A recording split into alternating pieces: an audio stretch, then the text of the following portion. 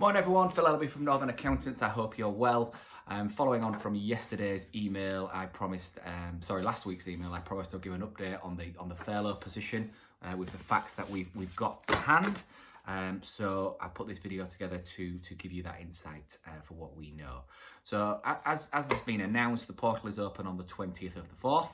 And then payments will be made from the 30th of the 4th. So those are target dates. Last night the Chancellor did say that they are a working target, is what they're aiming for, but there are obviously no cast iron guarantees they will be in place. So one of the things you need to do is just to make sure that you build in contingency in your cash flow planning for that money not necessarily being available straight away. The other thing they talked about was the time of payment from application, and what they're looking at is potentially 7 days, and that is to cover the fraud checks and to take into account the back payment time. So again, you're going to need to factor that in. They have said that they can process 4,500 payments an hour, so we do expect the payment process to be quick once the fraud checks have been passed. What it didn't say is how quickly the fraud checks would take and how many they could process at any one point in time. So there was no real clear indication on that. So one of the things that you do need to do is to make sure that you factor some slack into your cash flow if you're relying on this money to pay wages.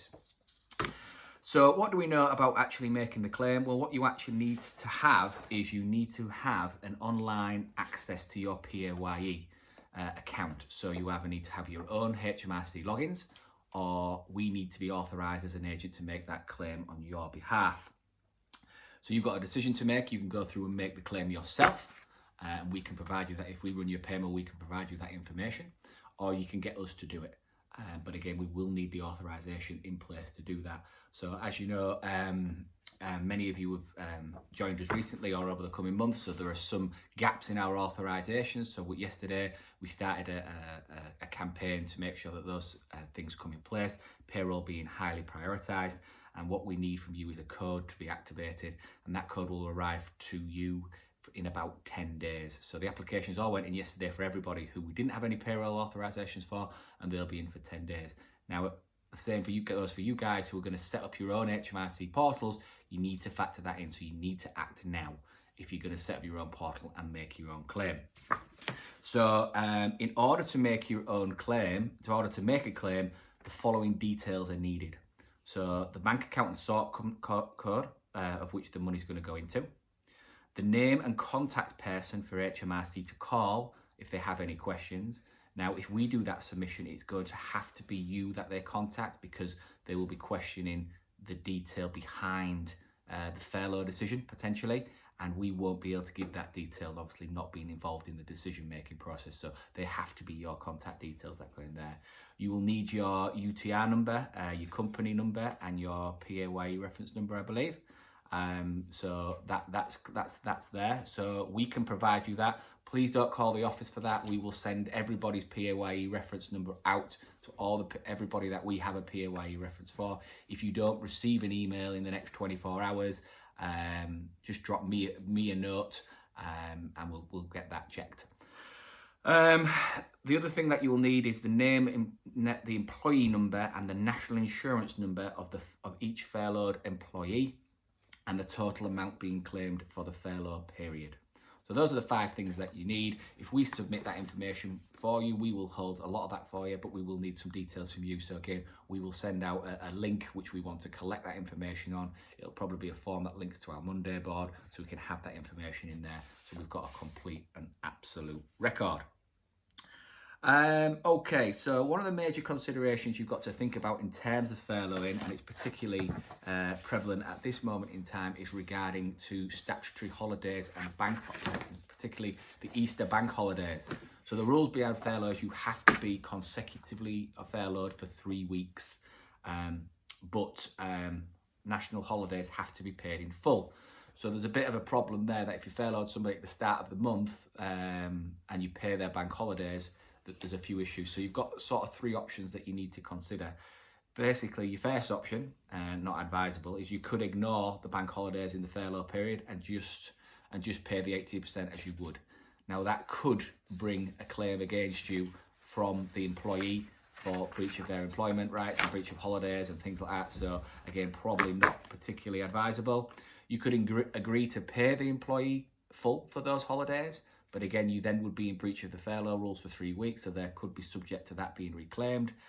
Or alternatively, and I think this is the preferred option, is that you allow the employees to take those bank holidays in the future. So you just basically defer that holiday entitlement to later down the line. Now again, that comes with risks as well, because at the moment, while employees are furloughed and while they are at home and holidays have been cancelled, all that's doing is pushing holiday entitlement further to the right. So for a case for us, Northern Accountants, our holiday year runs from January to December. At the minute, we've had very little holiday taken. We could be locked down to the middle of May, which will result in basically us having a year's worth of holiday entitlement needing to be taken in the next 6 months. Now, you do have an option to extend the holiday period which they can take it, so you can carry forward holidays for up to 2 years, or you can buy those holidays. But as an employer, you need to be aware of that, because that could have serious cash flow implications or serious productivity implications. So it's just something to be bear in mind. One of the things that we've also seen in terms to combat the bank holidays, in terms of furloughing, is that people furloughed their staff from Tuesday. So they worked them all the way last week, and if they're making furlough decisions, it's not going back, just do it from Tuesday and move forward. So you've got, realistically, there's 4 options of things you can do, but there's only two that are really plausible. So that's something that I do think that you do really genuinely need to consider. One of the things that other things that we know about directors, about the furlough rules, is the requirements for directors. It has been mooted that we've been said there has to be a written furlough for your directors. So we sent out some paperwork regarding that a couple of months ago, but it's also been mooted that, and although I can't find this myself, is that you need a board minute again to furlough that. So again, attached to this email, I will send you that board minute, so you can, if you're going to furlough your directors or yourselves, then you can complete that board minute. Again, a little bit more admin, got to keep it on file for 5 years, as you do with all the other furlough information. Just for the record, Northern Accountants, if we're running your payroll, we don't need that information. You just need to tell us that in the furlough as and when through the payroll process. So there is that. So a couple of things that have become more clear over the last couple of weeks regarding furlough is that anybody with 2 employments can be furloughed in one or both of those employments. So there's options in there. And I think what that potentially can open up to, and again, we need to seek clarifications, is if you were a director of 2 companies, you could potentially furlough yourself within the company which you're on the payroll and continue to work within the second company. So you would be able to remain active, but on completing tasks for the second company, as opposed to the first, where you're just able to do your statutory duties. So that's something to consider. Anybody who is furloughed can take a second job as long as their contract of employment allows it. So if they wanted to go work and support the NHS, or they wanted to go work at the supermarkets, deliveries, or anything like that, they are able to do that under the law, under the rules. Other things regarding employees and key areas, apprentices can be furloughed. They're able to continue to train as well, so that's good. However, you do have to pay the apprentice national minimum wage, and any difference does need to be made up by the employer. So it's not like with normal employees where you can just drop it to 80%, subject to the national minimum apprentice rules. You've got to make up the difference if that falls behind, which I think at those sorts of levels is fair enough. What else have we got? If anybody has got care requirements or unable to work from home, so if anybody has young children or elderly relatives or anyone that they have to care for, they can now be furloughed, but that is optional for the employer.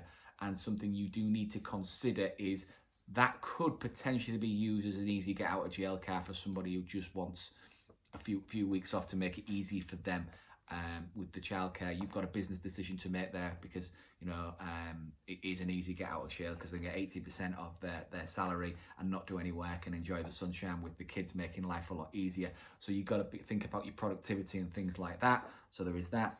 Any vulnerable employees, as defined by Health England, they can be furloughed if they're unable to work from home. So again, if they've been advised to stay from home, or actually more or less locked down, you can furlough those employees as well. People on fixed term contracts can be furloughed. However, people on reduced hours or reduced pay are not eligible for that. So for furloughing. So that's something to consider as well when you are considering your furlough strategy. You would be better off, instead of making a blanket rule across all teams that you reduce to 4 working days or 25% cuts or whatever it might be, to actually furlough some of the team and keep the other team working on full time, because you'll get a contribution to your salaries from the government on that basis. I've talked about the rules regarding that there needs to be a minimum of 3 weeks, which is fine. But one of the key things you do need to know, and you do need to be aware of, and have to take this particularly seriously, is HMRC have the right to order any claims in the future, and they've stipulated you need to keep the paperwork for 5 years. Slightly different to the usual tax rules, but it gives them a 5-year window to come back and look at what we've done here. So that's something that we really do need to consider. That's about it in terms of a furlough update from us. What I will do is I will post a frequently asked questions and answers option on here and on our website. And as if you do have any questions, do feel free to ask us. Remember, if there's anything we can do, we're in this together. We're here to support you, and I hope you and your families are safe and well. Take care and speak to you soon. Thank you.